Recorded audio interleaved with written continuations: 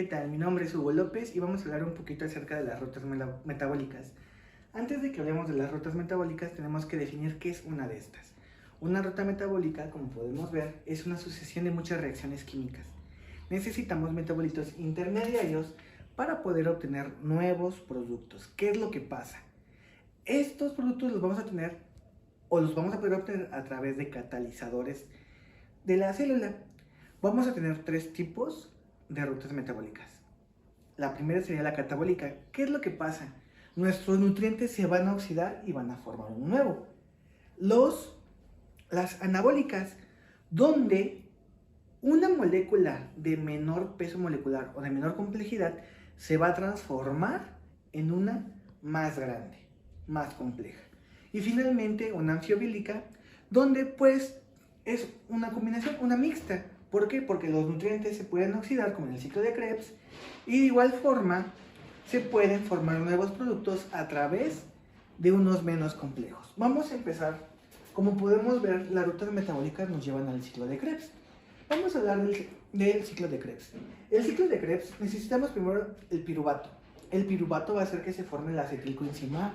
También se conoce como ciclo de ácidos carboxílicos. ¿Por qué? Porque lo primero que se empieza a formar son los citratos, ¿sale?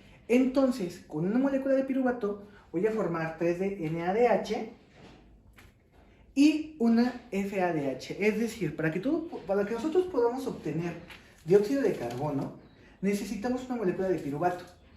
Esa molécula de piruvato nos genera una acetilcoenzima A. De ahí podemos ver cómo el citrato se empieza a formar con nuestra NADH, el acetilglutarato, el succinilcoenzima A. Aquí tenemos formación de GTP, ATP, que es la energía que necesitan nuestras células. El succinato, llega al fumarato, el malato y al oxalacetato. Y se repite el ciclo. Si podemos ver de forma general, todas las rutas metabólicas nos tratan de llevar a la acetilcoenzima A. Vamos a detallar a cada uno de estos.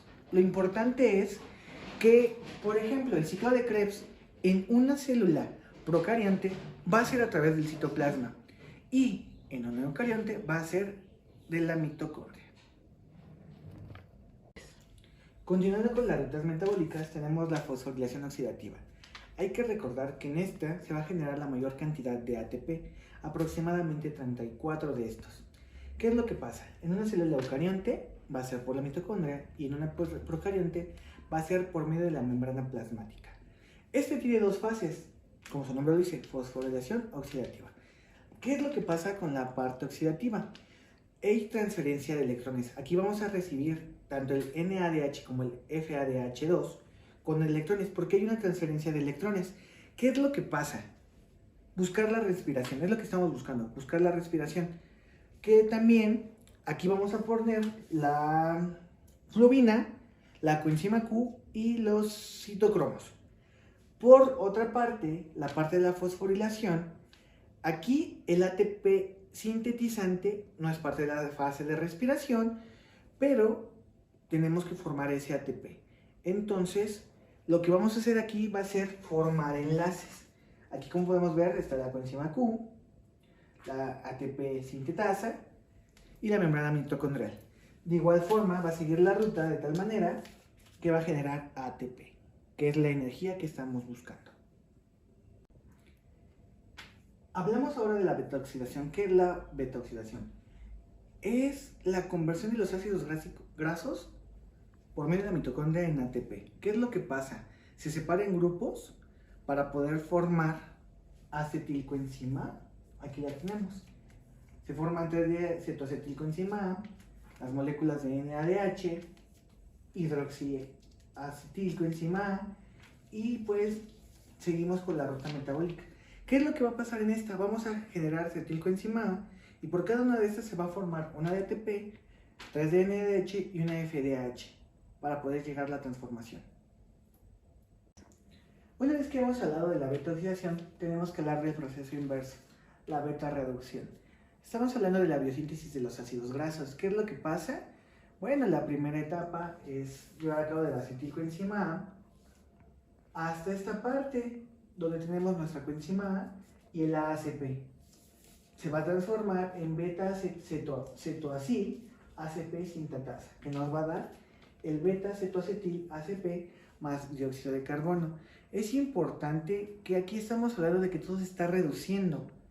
Se reduce el acetil ACP a D3 hidroxitoacetil ACP para que podamos tener este beta-cetoacetil. Continuando con la ruta metabólica, tenemos el ciclo de la urea. ¿Qué es la urea? Cuando hablamos de proteínas y el consumo de las mismas, tenemos que hablar del proceso del ciclo de la urea. ¿Qué es lo que pasa cuando esta urea no se puede sintetizar? Normalmente la gente tiene problemas o fallas renales. En otros casos también podemos hablar de problemas cardíacos como un infarto al miocardio, por ejemplo. ¿Qué es lo que eleva a la urea? ¿Qué es lo que pasa con este amoníaco o nitrógeno ureico? Partimos de estas moléculas y todo esto es un desecho. Ese desecho se tiene que ir. Ahora, tenemos dos tipos de fermentación. La fermentación alcohólica y la fermentación láctica. ¿Qué es lo que diferencia cada una de la otra? Bueno, en la fermentación láctica vamos a obtener ácido láctico y en la fermentación alcohólica tenemos la formación de etanol.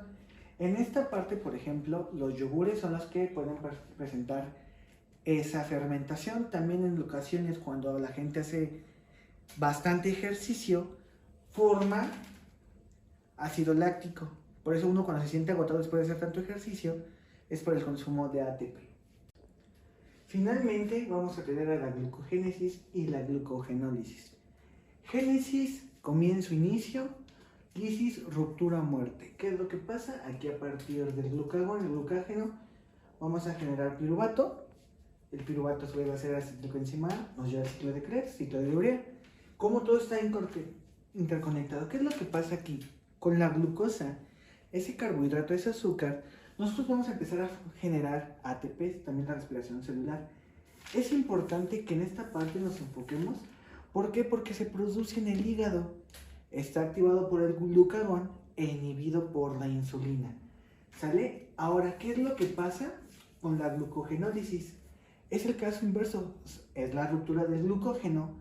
De igual forma se activa y se inhibe por la insulina y por el glucagón. Ahora bien, cuando estas rutas metabólicas se encuentran de mala manera, podemos generar o tener enfermedades. Por ejemplo, la glucogenólisis, cuando no hay buena concentración de las enzimas y no hay buena síntesis, podemos tener la enfermedad de Pompe, la enfermedad de Cori y la enfermedad de von Erck. Aquí cuando tenemos problemas de glucogénesis, pues ya sabemos que podemos tener problemas con la glucosa, que es la sangre o la energía o la sangre en la sangre. Finalmente, se puede observar cómo todas las rutas metabólicas están interconectadas, cómo todo esto está tratando de llevar a cabo la respiración y la descomposición de carbohidratos, ácidos grasos y proteínas, con tal de llevar energía al organismo. Cuando alguno de estos no lo está haciendo, tenemos enfermedades, riñón, hígado, páncreas, triglicéridos, colesterol alto. Todo ese tipo de situaciones son las que tenemos que tratar de regular. Esa es la finalidad de las rutas metabólicas. Sintetizar, tener esas reacciones para transformar todo lo que consumimos en energía.